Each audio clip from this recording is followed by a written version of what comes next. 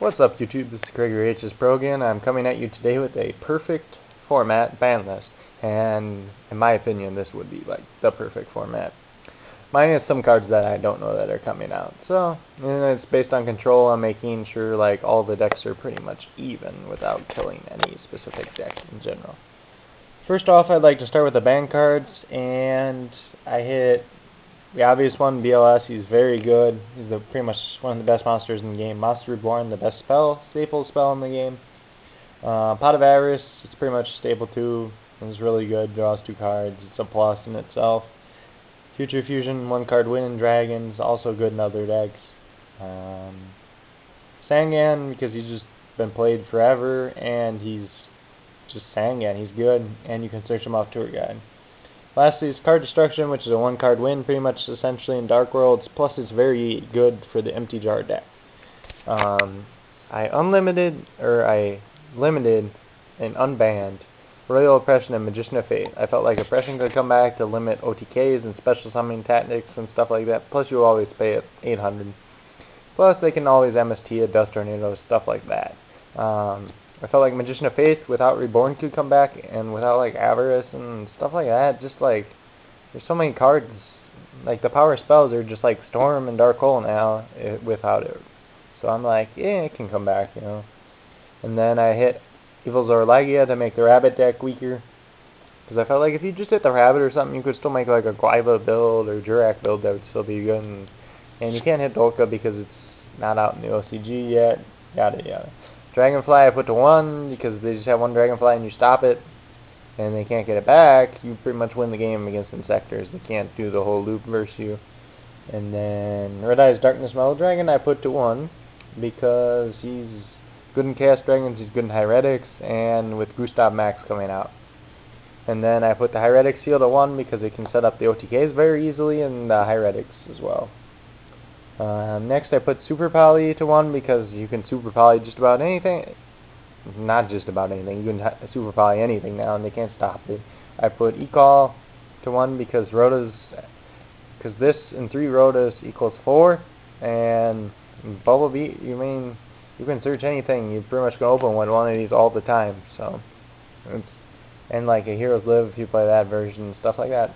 But whatever, like with this at 1 and Rhoda, I feel like it's fair for you hero players and everybody else.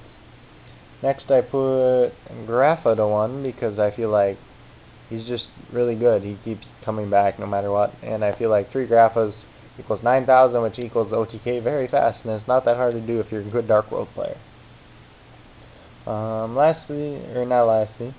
Next I put 1 Day of Peace and Final Countdown to 1. They kind of work together. 1 Day of Peace also works in other kind of trollish decks, like Exodia and stuff like that. It stalls, it draws a card and stuff like that. I put Chainstark and Drama Trio to 1 because of Chain Burn. I wanted to weaken the deck without completely killing it, because it's another troll deck. Next I put Rekindling to 1 because in the Lavels it's just dumb and you can make Quasar really easy. Then I put Mighty to 1 because it hurts both loops that windups can do, the spam loop and the hunter loop. So with it at 1, I feel like windups aren't destroyed, but they can't just do broken shenanigans that aren't even fair. Then the next one I put was Gen X Undying to 1 because of the new water cards coming out. It's going to be really good with them. And then I put Levier to 1 because it's really good, but it helps with Rabbit and stuff like that. Ooh, Rabbit. But you know, you have to save your Levier and be cautious when you play it so it doesn't get bottomless drenched with stuff like that, and without like Lance and stuff like that, I guess.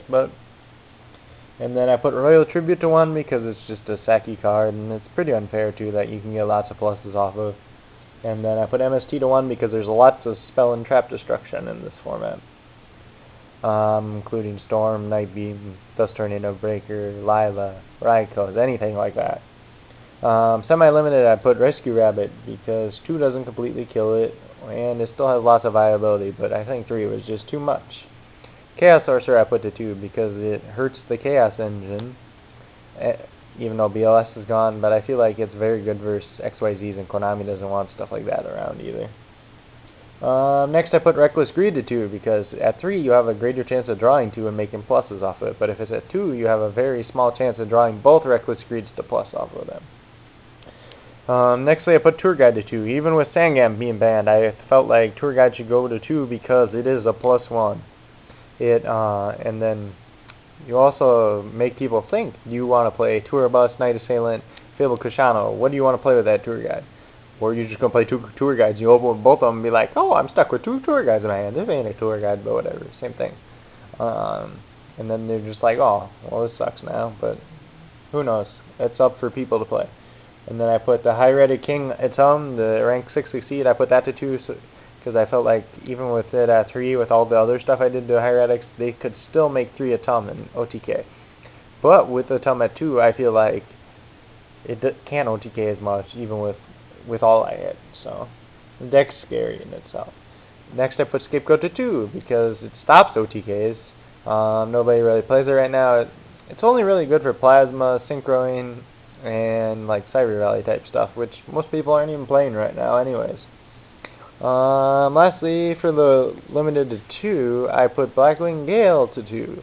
Why did I put Gale to 2? I put Gale to 2 because I wanted to help Blackwings out since they haven't done anything in a while. I thought Kalut and Whirlwind were too good, especially since there's a mini Kalut coming out that makes them 500 attack stronger. So I felt like Kalut shouldn't come back at least, and I feel Whirlwind is just too good because it can keep searching every turn. Lastly, newly unlimited, I put Necrogarden, Marshmallow, and Destiny Draw. I felt like most of these cards didn't matter too much. I mean, the D-Draw could make an impact depending on what people can come out with, especially like if Skip was at 2, people could run like a Plasma Control variant or something, but overall, I think this is like what I would make the ban list if I was running Konami, but unfortunately, I am not. So, if you guys would let me know like what you thought about the video, just let me know. Thumbs me up, comment below, subscribe, all that good stuff. Thanks, guys.